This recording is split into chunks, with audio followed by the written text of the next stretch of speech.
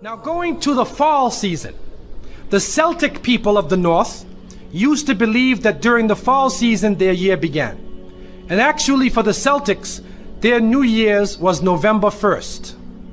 October 31st was the final day of the year for the Celtic people of the north. And that day was called the day of Samhain. And this individual, wal-iyadhu billah, was supposed to be their god of the spirits of the dead, of evil again. And according to their belief, the evil spirits would rise to the surface and would terrorize people on that evening. And on that evening, if you did something wrong to a person, they'd come back to get you on that night. So some people would put on a disguise, so you couldn't recognize them on October 31st on that evening, and then they would be safe. Also, they would burn fires. Now the only thing we find left of that is the jack-o'-lantern that they will put inside of their window, made from the pumpkin. What actually happened in Europe is that the church moved All Saints' Day, a day for the saints. They moved it from May 13th to November 1st in 1834 AD. And so what they said was that the 31st night is All Hallows Evening. All Hallows Evening, which in America later became known as Halloween. Halloween. And they depict the forces of evil. What is happening now is that the children put on disguises. They dress as little devils, little witches, as goblins, vampires, anything evil, and they go out. And now with the new American way, they do trick-or-treat. And they come to your house asking for food. Do they do that here in Miami? Trick-or-treat. They knock on your door in their disguise. And some Muslims, thinking they want to be Americans, or they want to be Canadians, so they send their little children, and they're in little disguises. So what are you going to dress them as? A little angel? What are you going to be? How are you going to dress and go out there? And so the reality that we recognize is that, number one, this is the day of Samhain. And the Quran tells us, Inna shaytana lil insani aduwwun mubin, that the devil is an open enemy to humanity. There is no compromise with the devil.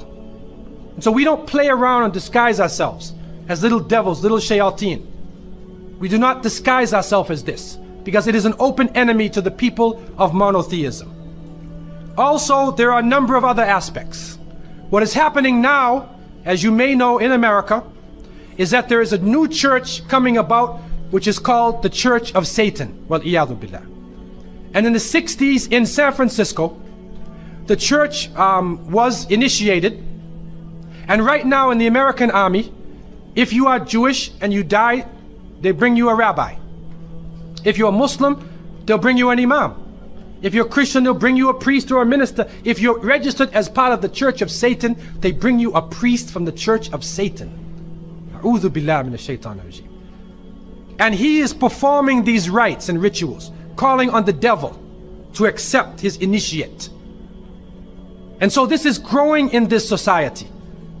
And they actually did a couple movies. They did this Rosemary's Baby. All right, they also, The Exorcist.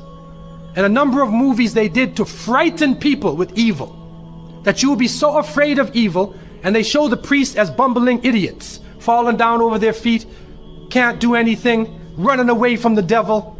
And the devil is a businessman in his suits, and he has the power of lightning and everything. So even though the devil dies in the end, you end up being more afraid of the devil than anything else. That's part of the plot, to brainwash people to be afraid of the shaitan. The reality is that the Prophet ﷺ said that the upper hand is better than the lower hand. Al-yad al-ulya khayrun min al-yad al-sufla. That the upper hand is better than the lower hand. What that means is you should be the one who gives and don't beg. That we should not be begging. And so to send a Muslim child out to trick-or-treat is a demeaning, lowering thing. You ask them to beg people for food. Then they're dressed up as a way that they're not.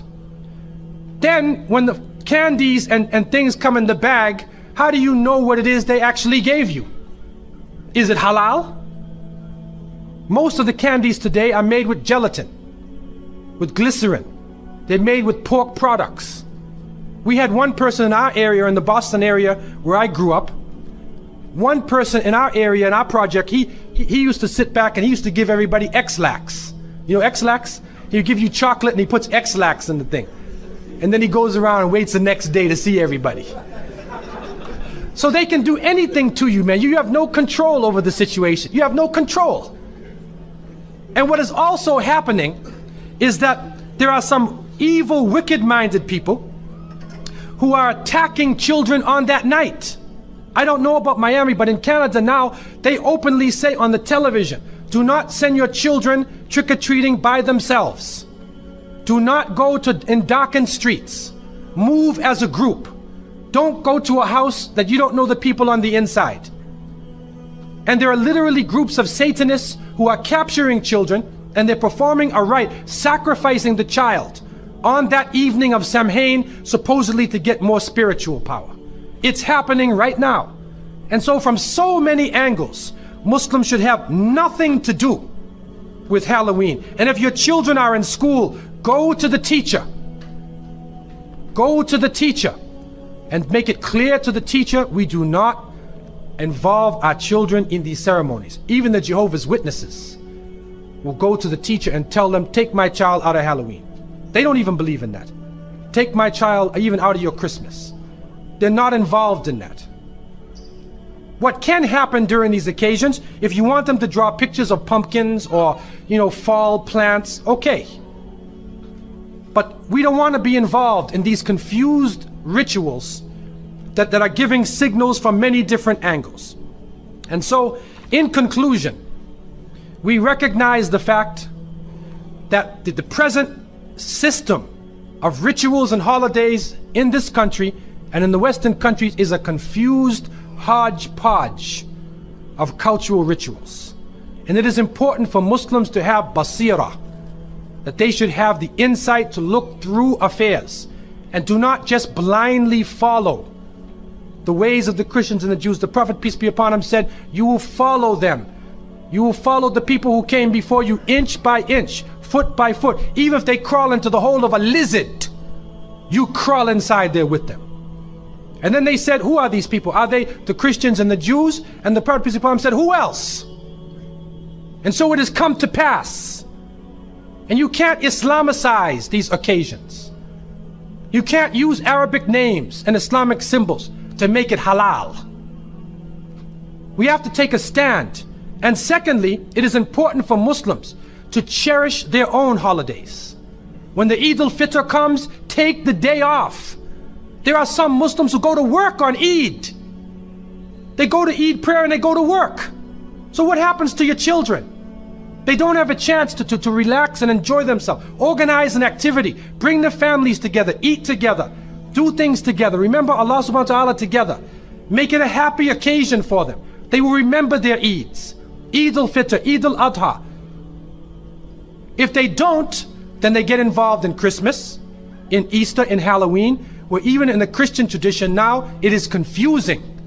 And many of the Christians now, Seventh-day Adventists, Jehovah's Witnesses, and many people are taking a stand. And they're saying, we do not want to follow the pagan religion. So what about those who have been blessed with monotheism? And so I want to leave you with these words. And I pray that Allah subhanahu wa ta'ala would help the younger generation to be able to take a stand, especially for the Muslims to take a stand, and for those non-Muslims to try to understand what Islam really is. To try to understand that our society, what we are living in our society, our moral standards are being lowered to the point where if people of conscience do not take a stand, then we will be living in a state of confusion. In Canada, common law marriages are practiced more than regular marriages. In Quebec, in the French province of Canada, it has the second highest rate of common law marriages on earth is in Quebec. And they say these marriages only last at the most 5 years.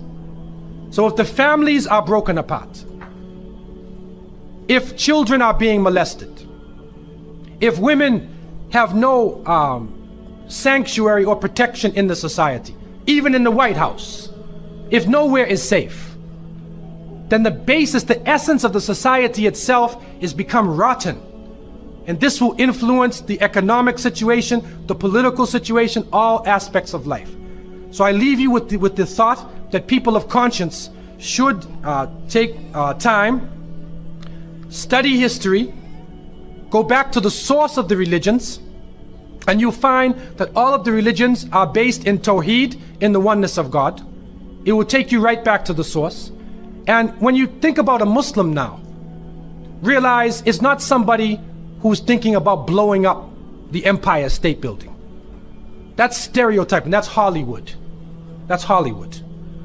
Islam is based on peace, submission to the Creator. When we meet each other, we say, Assalamu alaikum, peace be upon you. And we pray for peace for all people.